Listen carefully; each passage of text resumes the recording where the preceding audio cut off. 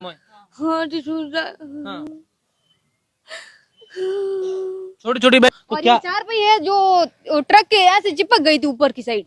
अच्छा। और इनको इनकी बच्चियों ने और इनकी वाइफ ने इनको बाहर निकाला है। ओहो। बड़ी मुश्किल से निकाला है और इधर ही खून वगैरह पैर पैर बहुत तो ज्यादा आपको हमारे भी आंसू आ गए थे, हम भी नहीं रोक पाते क्योंकि जिस तरीके रात के करीब 2 बजे इस घर के आगे एक बजरी से भरा डंपर आता है और इस घर का मुखिया, मैं घर इसलिए कह रहा हूं क्योंकि जहां पर लोग रहते हैं उसे घर ही कहते हैं, दरअसल ये घर नहीं है, एक कच्चे जो घास फूस होता है उसका एक झोंपा है, एक छपरा है। और इसी को घर में मैं इसलिए कह रहा हूं कि इस परिवार के जितने भी सदस्य हैं वो इसी झोंपे में रहता है और उनका पूरा गुजारा बसारा इसी झोंपे में होता है।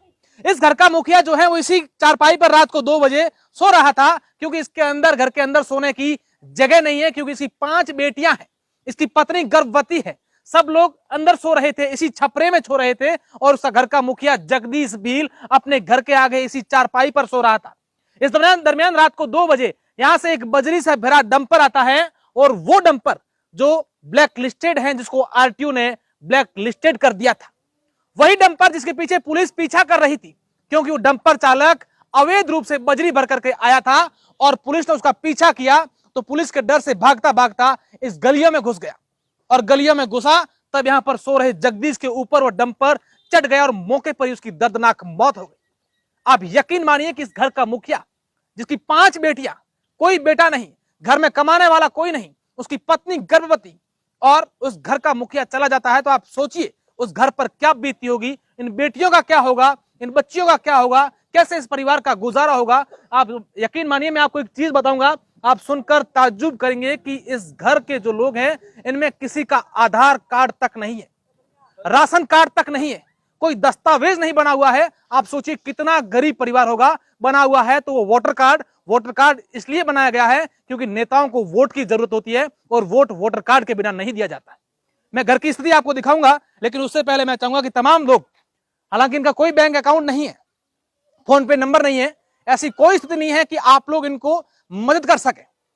अगर आप इन परिवार की मदद करना चाहते हैं तो ये मैं आपका पूरा एड्रेस जो इनका है, परिवार के और कुछ लोगों के नंबर भी दूंगा ताकि आप इनके परिवार के पास पहुंचे और इनकी कुछ मदद करें। उन 5 बेटियों की मदद के लिए आप तमाम लोग आगे आ जाएं। पहले इस घर के हालात देखिए, परिवार के लोग जो हैं वो यहाँ पर इनके जो मिलने आए हैं, ये छोटी छोटी 5 मासूम बच्चियां हैं, उनकी पत्नी है जो गर्भवती है। मैं सबसे बड़ी बेटी से बात करूंगा। अच्छा बेटा, क्या नाम है आपका?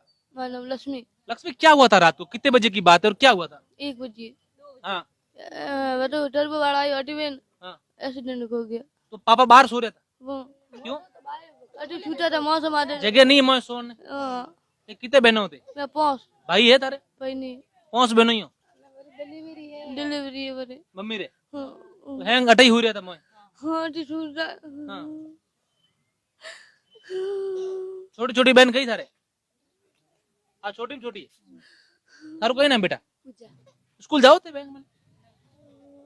पापा कहीं काम करता, मजदूरी करता। यकीन मानिए कि क्या इस परिवार की स्थिति होगी।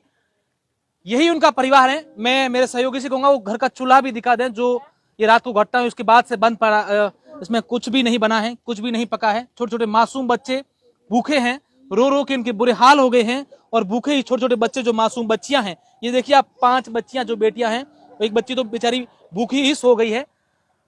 आप सोचिए, सबसे बड़ी बात यह है, लापरवाही की बात यह है कि जिस ट्रक को ब्लैकलिस्ट किया गया हो, जिस ट्रक को अवैध रूप से बजरी भर करके आया हो और उसके बाद से पुलिस का पीछा करती है और वो ट्रक चालक लापरवाही से यहां पर लेकर आता है और उस जगदीश की जान ले लेता है, जिस जगदीश के भरोसे 5 बेटियां जी रही थी, 5 बेटियों को वो पाल रहा था। कितनी बड़ी ये अपने आप में दुखद घटना होगी। मैं चाहूंगा कि ये वीडियो सरकार तक पहुंचे और तमाम उन लापरवाह अधिकारियों पर कार्यवाही हो जिन्होंने ब्लैक लिस्टेड इस ट्रक को किया, इस डंपर को किया, लेकिन उसके बावजूद वो बेधड़ल्ले से लगातार चल रहा था क्योंकि उनका कोई खौफ नहीं था। क्या इस तमाम प्रकार के जो ये गतिविधियां हो रही है, कहीं ना कहीं परिवहन विभाग और पुलिस की भी कहीं ना कहीं लापरवाही इसमें सामने दिख रही है कि नहीं दिख रही है, ये बड़ा सवाल है। मैं यहाँ पर जो कुछ प्रत्यक्षदर्शी थे उनसे ही बात करने की कोशिश करूंगा, रात को जो क्या घटना थी, क्या पूरी बात हुई थी। ये बिटिया है, रात को इन्होंने पुलिस को भी इतला किया था। अच्छा बेटा, क्या नाम है आपका? सर मेरा नाम मुस्कान खारवाल है। मुस्कान, क्या हुआ था रात को, कितने बजे की घटना है? सर, आपका घर कहाँ है? सर मेरा घर पास में ही है, इनके घर के हाँ, जस्ट सामने ही है। हाँ। रात के 2 बजे की घटना है ये। जगदीश कुमार घर के आगे अंदर की साइड में एक सो रहे थे और रात को पुलिस के डर के कारण पुलिस वाले जब उनका पीछा किया तो अवैध ट्रक इस साइड में आ गया और जगदीश के ऊपर से इनके ऊपर चला गया ट्रक। वो बेचारा बाहर सो रहा था। बाहर नहीं था, घर के अंदर ही था, थोड़ा सा बस ये इनका घर कच्चा है तो ये कांटे की लकड़ी से ये इसके अंदर ये बैग दिया और ये आ गया, इसके जंप की वजह से ये रुक गया यहीं पे और इनके ऊपर चढ़ गया ट्रक। ओहो तो और क्या? ये 4 पहिए है जो ट्रक के ऐसे चिपक गई थी ऊपर की साइड।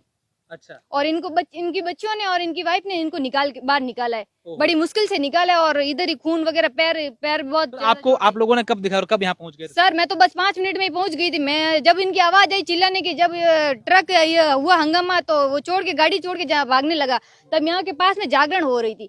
जागरण से लोग भागने लगे उसके पीछे, तो मेरे को आवाज सुनाई दी और मैंने भाई को बोला कि कुछ लड़ाई वगैरह हो रही है, तो देखा कि नहीं, तो मैं 2 मिनट से बाहर आई और देखा कि जगदीश कुमार के साथ ये वो घटना हुई। पुलिस वगैरह को इत्तला आपने की थी? हाँ, पुलिस को इतला की थी। हाँ। फिर जो बच्चियां जो हैं, इनकी बेटियां हैं, ये पूरा परिवार इसी घर में ही सोता है सब हाँ लोग? सर, ये बिल्कुल ये 10 दिन ही हो गए, ये जो झोपड़ी बनी ये अभी बनी और ये पत्थर की ये जो था, ये बस इतना छोटा सा घर है, इसके अंदर ये 5 बच्चियां और इनकी एक गर्भवती माई है, पत्नी है, ये रहती है और इनके लिए खाने कितना के लिए दुख हुआ? आप भी एक बेटी सर हैं। कुछ मेरे कहने के लिए शब्द बहुत कम है। मेरी जो आवाज है, मेरे बहुत दुख हो रहा है कि इनके साथ इतनी घटना हो रही है और सरकार ये जो चुप हो रही है। बस नेता लोग हैं जो अपने वोट के लिए आते हैं, इनके पास कोई डॉक्यूमेंट नहीं। 1 साल तक मेरे को भी हो गया, मैं सरपंच वगैरह सबके पास जाती हूँ कि इनके आधार कार्ड बनाओ, ये बनाओ, कोई जवाब नहीं मेरे पास में। बोलते ई मित्र के पास जाओ, ई मित्र वाले बोलते वहां जाओ।